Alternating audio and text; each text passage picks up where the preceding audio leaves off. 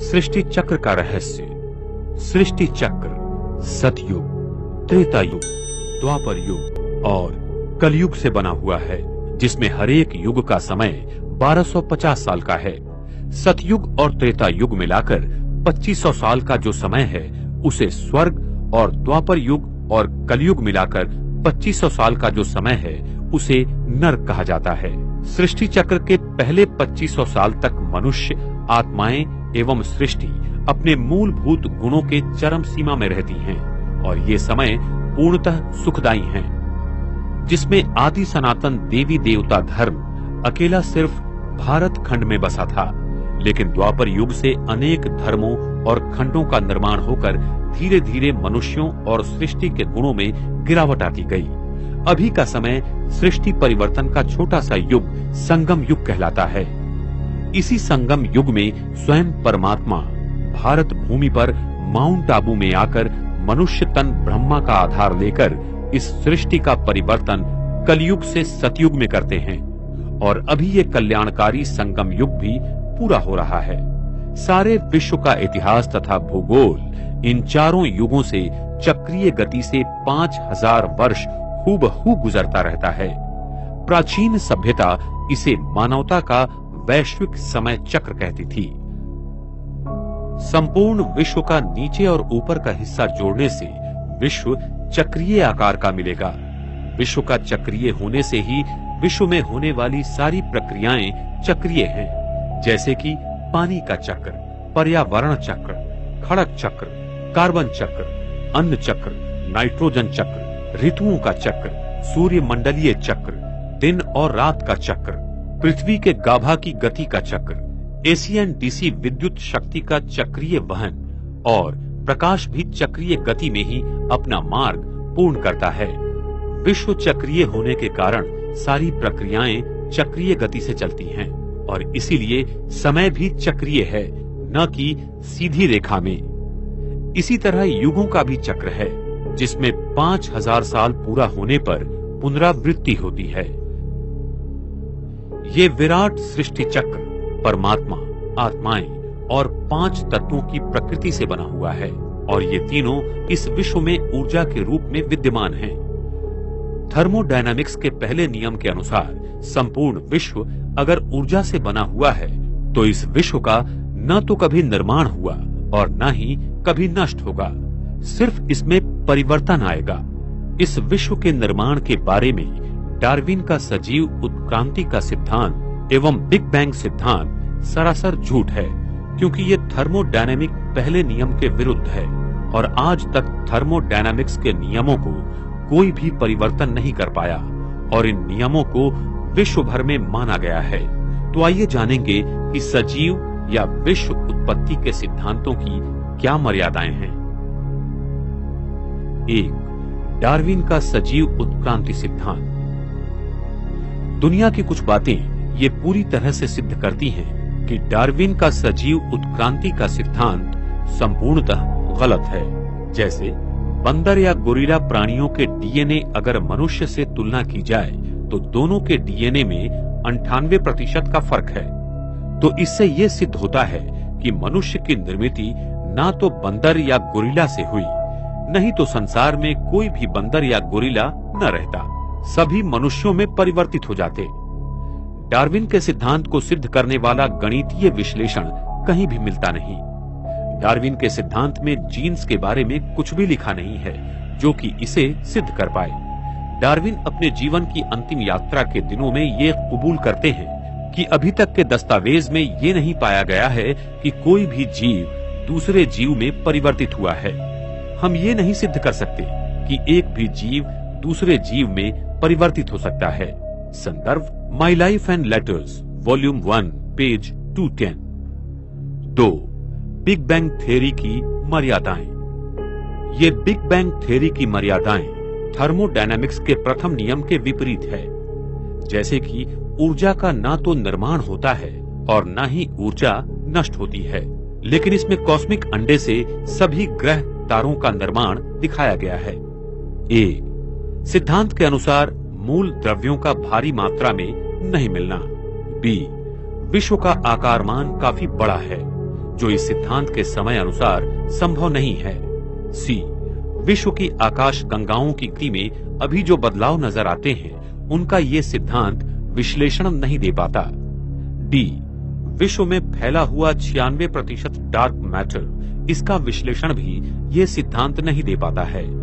ई, विश्व का उसकी घनतानुसार फैलना और मोनोपोल का विश्लेषण ये सिद्धांत नहीं दे पाता है।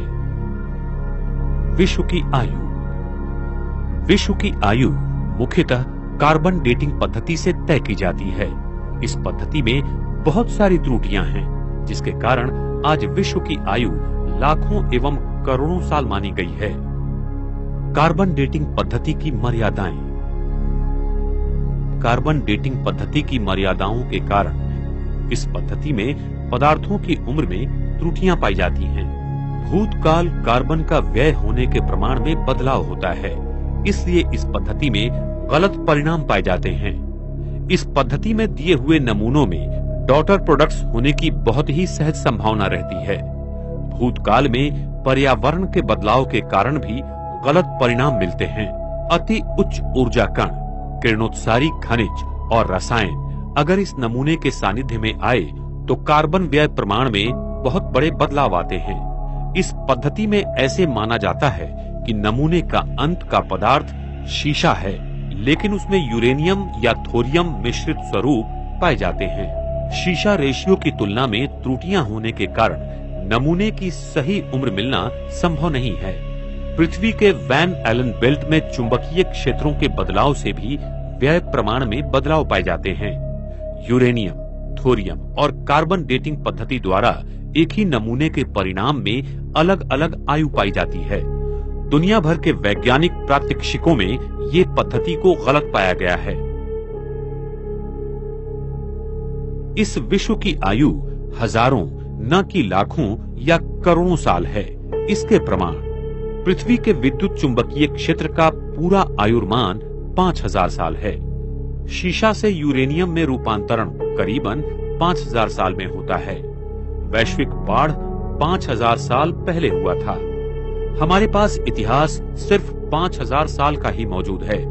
समुद्र में न तो भारी मात्रा में कीचड़ न ही सोडियम पाया गया है। जीवाश्म रेडियोधर्मिता के द्वारा भूशास्त्रीय आयुर्मान को कुछ ही सालों का पाया गया है। जब सृष्टि में मनुष्यों एवं प्रकृति के पांचों तत्वों के गुणों का पतन होता है तो हर 5000 साल के बाद विश्व का परिवर्तन होता है। इसीलिए विश्व की आयु सिर्फ 5000 साल ही है, न कि लाखों करोड़ों साल। सारे विश्व का इतिहास तथा भूगोल इन चारों युगों से चक्रीय गति से 5000 वर्ष हूबहू गुजरता रहता है। सतयुग। इस सृष्टि के प्रारंभ में हम सारी आत्माएं अपने स्वर्णिम ईथर ऊर्जा से भरपूर परम धाम घर में संपूर्ण शुद्ध स्वरूप में रहती थी। तब परम धाम का केंद्रीय गुरुत्वीय बल शून्य रहता है। साथ साथ पृथ्वी का भी केंद्रीय गुरुत्वीय बल शून्य रहता है। इस पृथ्वी पर तब हम आत्माएं देवी देवताओं के पवित्र स्वरूप में रहते थे। सारे विश्व पर श्री लक्ष्मी श्री नारायण का राज्य था। इसी अति प्रगत सतयुगी संस्कृति को आज लोग अटलांटिस एवं मारिया आदि नामों से ढूंढ रहे हैं और प्राचीन संस्कृतियां जैसे माया, इजिप्ट आदि में इनके बारे में लिखा हुआ है। सतयुग की आदि में परम धाम की ईथर ऊर्जा पृथ्वी पर शुभ्र विवर के द्वारा निरंतर फैलती रहती है, जिससे सारा ब्रह्मांड एक अलग स्वर्णिम कणों द्वारा प्रभावित और तेजोमय रहता है। इस ईथर ऊर्जा की अखंड प्रवाह के कारण इस पृथ्वी पर जीव सृष्टि अपनी अति सतोप्रधान अवस्था में रहती है। तभी आकाश मंडल और भूमंडल का गुरुत्वीय केंद्र एक ही दिशा में होने के कारण सूर्य और चंद्रमा पृथ्वी पर सरल दिशा में घूमते थे, जिससे चंद्रमा हर रोज पूर्ण रूप से दिखाई देते थे, न कि कोई कला के रूप में। सतयुग त्रेता युग में सभी राशि के 108 तारामंडल आकाश तत्व में एक ही मुकुट की रचना अनुसार घूमते थे और सप्तऋषि तारे भी ध्रुवीय तारा के नीचे एक ही लाइन में थे। इस समय प्रकाश की गति बहुत धीमी होने के कारण दिन और रात भी 21-21 घंटे के थे। आकाश तत्व का घूमना भी धीमी गति से था, क्योंकि तब विश्व की घनता भी कम थी। ये सारा नजारा सतयुग और त्रेता युग में 2500 वर्ष तक सदा चलता रहता है। हमारी कुंडलिनी शक्ति हमारे सहस्र चक्र में सदा विराजमान थी, क्योंकि हमारी मानसिक स्थिति आत्म अभिमानी थी। इस स्थिति के कारण हमारे अंदर इथर शक्ति का प्रवाह ध्रुवीय तारा के द्वारा निरंतर था और सारा तारामंडल हमारे संकल्पों पर चलता था। सतयुग के आदि में पृथ्वी में पारा की मात्रा बहुत थी और पृथ्वी का केंद्रीय गाभा पारा की इसी चारों बाजू से पूरी तरह भरा हुआ था। ये पारा ईथर शक्ति को खींचता है और पृथ्वी के केंद्र को चार्ज करता रहता है, जिससे पृथ्वी में चुंबकीय शक्ति का निर्माण होता है। सतयुग में पृथ्वी के चुंबकीय शक्ति मोनोपोल थी और उसके सारे ऊर्जा केंद्र एक ही जगह केंद्रित थे, जिसके कारण फिर अक्षांश और रेखांश नहीं थे और पृथ्वी का भूभाग कमल की तरह बना हुआ था।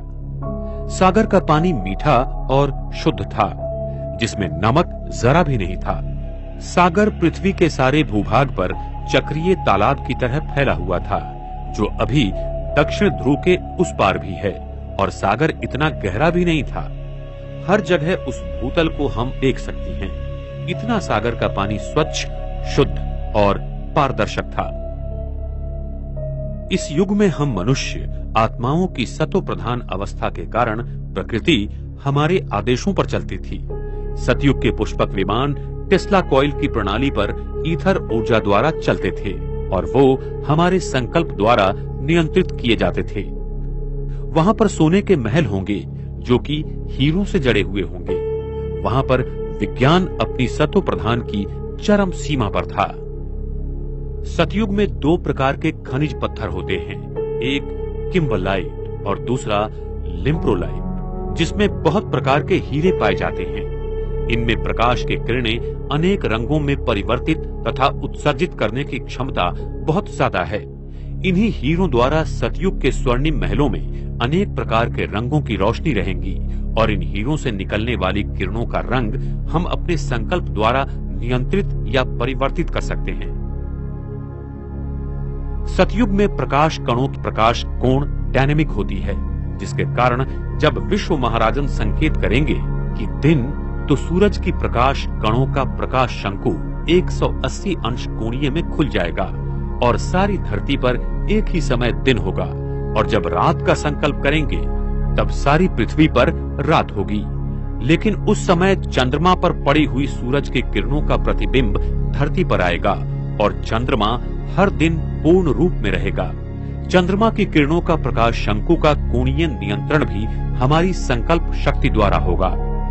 सतयुग में हमारा डीएनए 12 तंतुओं का बनेगा, जिससे हमारा शरीर अति सुंदर, शक्तिशाली और सूक्ष्म शक्तियों से भरपूर होगा, जिससे हमारी आयु 150 साल होगी और हम बूढ़े नहीं होंगे।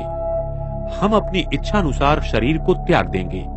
हमारे मस्तिष्क पर तेजोमय वलय सदा रहेगा। इसीलिए मंदिरों में देव